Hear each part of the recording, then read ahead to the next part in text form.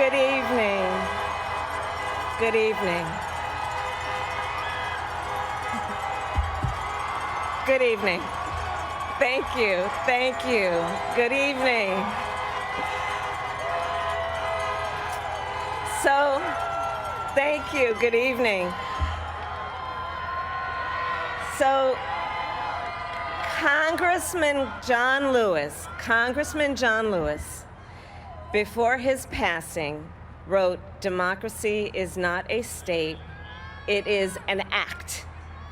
And what he meant was that America's democracy is not guaranteed. It is only as strong as our willingness to fight for it.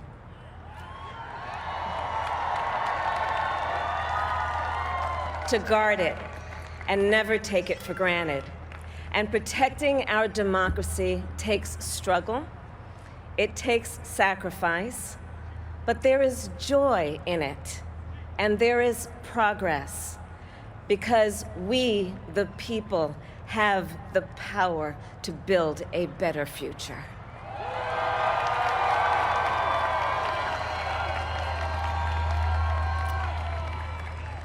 And when our very democracy was on the ballot in this election, with the very soul of America at stake, and the world watching, you ushered in a new day for America.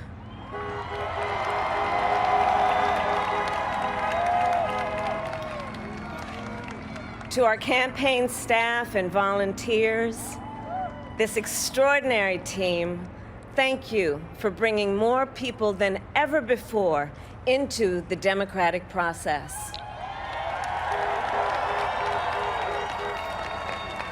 And for making this victory possible.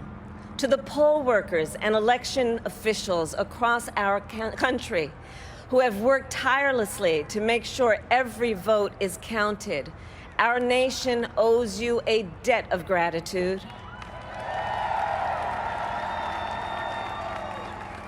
You have protected the integrity of our democracy. And to the American people who make up our beautiful country, thank you for turning out in record numbers to make your voices heard.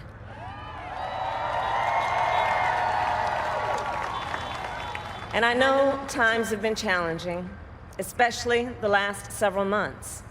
The grief, sorrow, and pain, the worries and the struggles.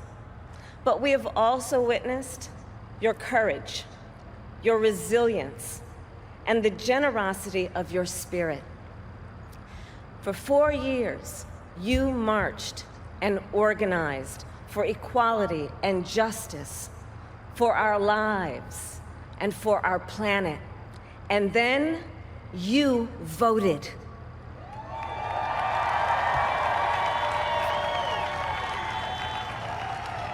And you delivered a clear message.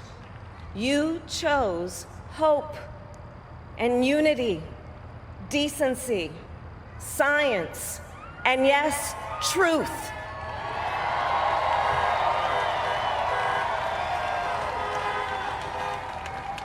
You chose Joe Biden as the next president of the United States of America.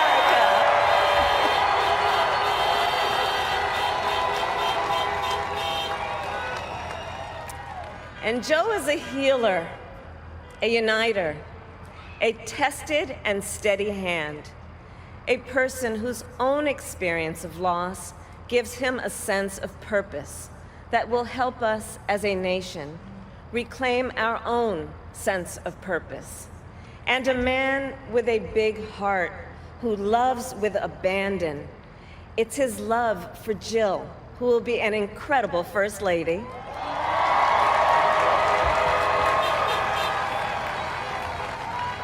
It's his love for Hunter and Ashley and his grandchildren and the entire Biden family.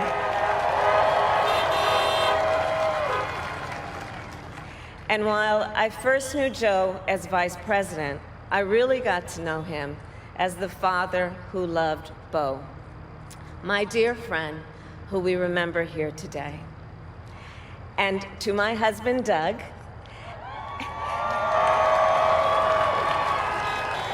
and our children, Cole and Ella, and my sister, Maya, and our whole family.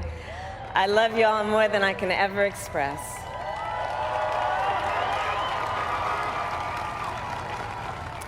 We are so grateful to Joe and Jill for welcoming our family into theirs on this incredible journey. And to the woman most responsible for my presence here today, my mother, Shamala Gopalan Harris, who is always in our hearts.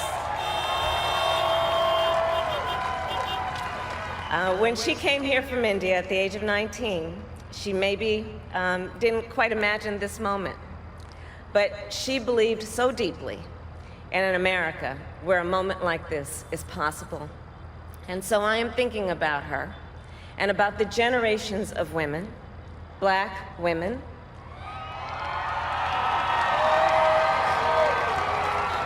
Asian, white, Latina, Native American women, who throughout our nation's history have paved the way for this moment tonight. Women who fought and sacrificed so much for equality and liberty and justice for all, including the Black women who are often, too often, overlooked, but so often prove they are the backbone of our democracy.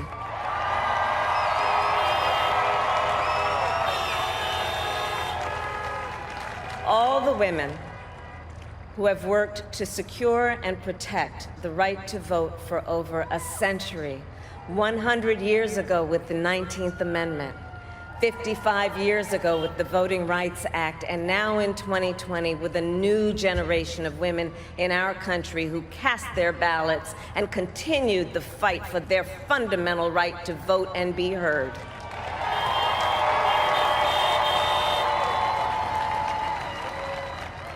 Tonight I reflect on their struggle, their determination, and the strength of their vision to see what can be unburdened by what has been. And I stand on their shoulders. And what a testament it is to Joe's character that he had the audacity to break one of the most substantial barriers that exists in our country and select a woman as his vice president.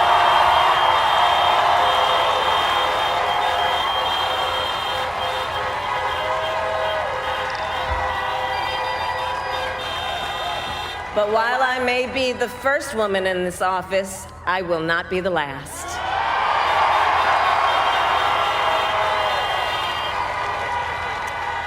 Because every little girl watching tonight sees that this is a country of possibilities. And to the children of our country, regardless of your gender, our country has sent you a clear message. Dream with ambition, lead with conviction, and see yourselves in a way that others may not, simply because they've never seen it before. But know that we will applaud you every step of the way.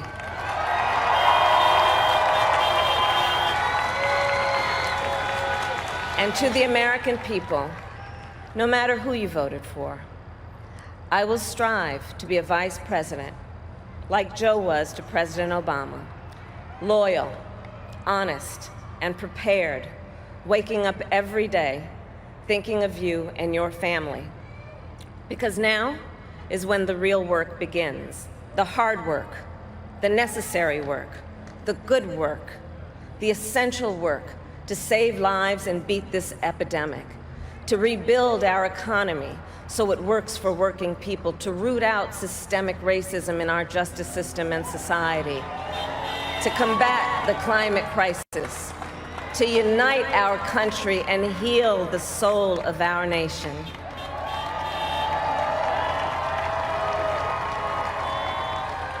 And the road ahead will not be easy, but America is ready.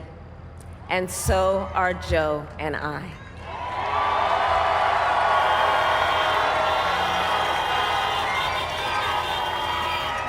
have elected a president who represents the best in us, a leader the world will respect and our children will look up to, a commander-in-chief who will respect our troops and keep our country safe, and a president for all Americans.